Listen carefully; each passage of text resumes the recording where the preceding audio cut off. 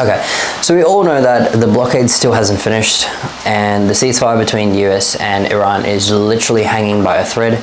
Both are waiting to see who blinks first. The strait remains closed, and if it remains closed like this, we are soon going to see the impact on our food. Yeah, you heard me right, on food. Not fuel, food. Okay, let me cook here.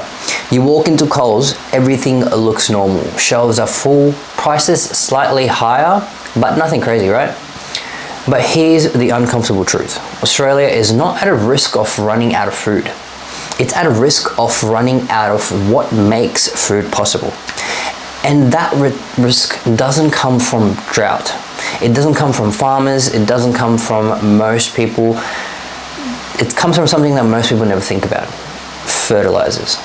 Because right now, with the strait remained closed and the ceasefire being held by a thread, the question is no longer, do we have enough food? The real question is, do we have enough inputs to keep producing it? Let's start with the obvious, right? Australia is one of the most food secure countries in the world. We know that we produce more food than we can consume. We export beef, we export wheat, dairy products globally, right? Around 90% of fresh food, in fact, is grown locally. Great, no issues here, everything seems normal. Only on the surface though. A food shortage seems unlikely, correct? And that's exactly why the risk is dangerous, because it is not visible immediately. The impact of this, the impact of not having fertilizers to produce crops is going to be seen a few months later down the line, not immediately. Okay, let's go for a deep dive in here. Modern agriculture is absolutely dependent on these three factors, these three things perhaps. Nitrogen, phosphorus, potassium. Together, they're called the NPK. Now, obviously I'm not a biological expert, but to put it in layman terms, think of it like this, right? Nitrogen grows the plant, phosphorus powers it, and potassium protects it. Without these three, crops don't just slow down, they collapse. And here's the problem. Australia is heavily dependent on fertilizers. But unlike food, Australia controls none of them. And we don't produce enough of it ourselves either. So now, look at this graph that I pulled, right? I pulled together a data set of Australia's agriculture record dating back to 1950 till now. And you can clearly see there is a 458% increase in the use of NPK. This is crazy, right? In 1960, the crop production was 10 to 12 billion kgs, and the use of NPK to grow these crops was 200 to 300 million kg. Very good, amazing stats. Now, the crop production has gone up due to the population increase, obviously. So we're sitting about 55 to 65 billion kgs, but the use of NPK has grown to 4 to 5 billion kgs. Crop production has increased by 5 to 6%, 5 to 6 times because of population increase, obviously. But the use of NPK should be equal, right? Or less, as it was before in 1960s. But it has increased by 15 to 20% as the numbers suggest. In simple terms, fertilizers grew much faster than the production itself. Okay, so our dependence on fertilizer is quite clear, as explained above, is clearly on other countries. Now let's break down, where do we get these fertilizers from? There is no alternative to NPK. If the use of fertilizer stops, the yields will drop and the crops will collapse. The starvation will begin. So to make nitrogen, you need to use natural gas. Natural gas is absolutely essential. No natural gas means no nitrogen. So automatically, the countries that produce nitrogen is because they can produce cheap gas, the Middle Eastern countries. So we don't really produce gas to create nitrogen. So the only alternative for us is to export it. And you know where we get nitrogen from? Countries like Qatar, Saudi, UAE, Bahrain, all those Middle Eastern countries that are currently in the middle of the conflict.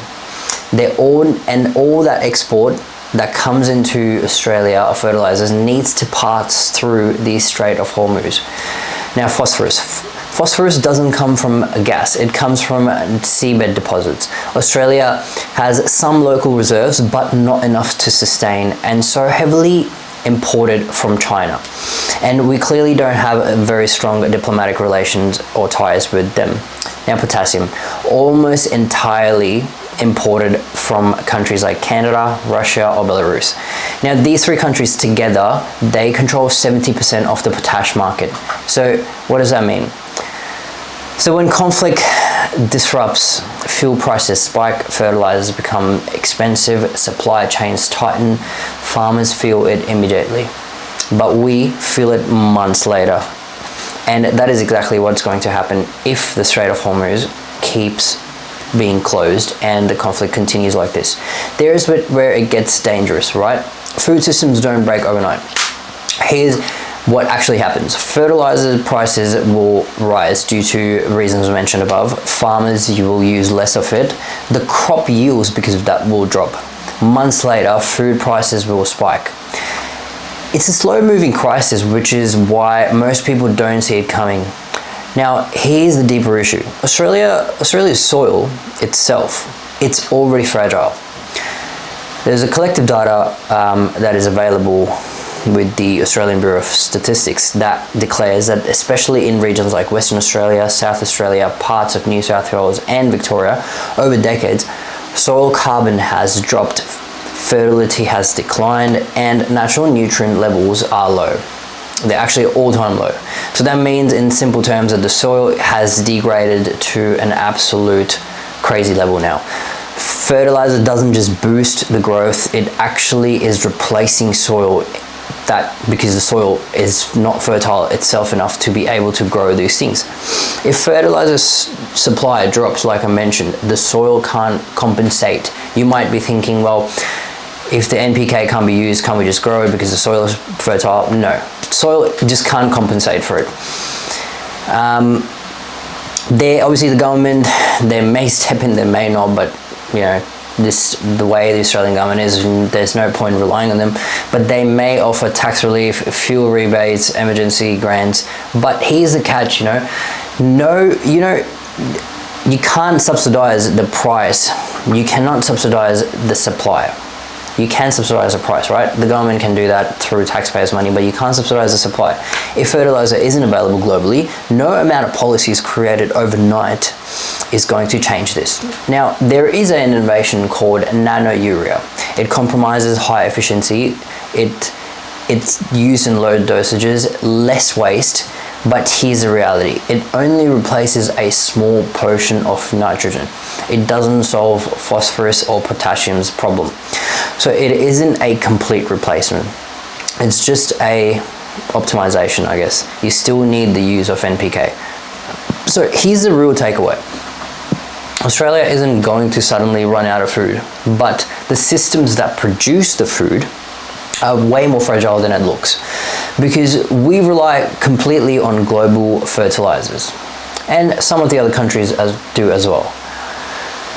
Our soils are dependent on inputs. The soils can't sustain themselves. Any disruption don't show up instantly, right? Like, they show up slowly in the forms of rising prices, lower yields, and tighter supplies.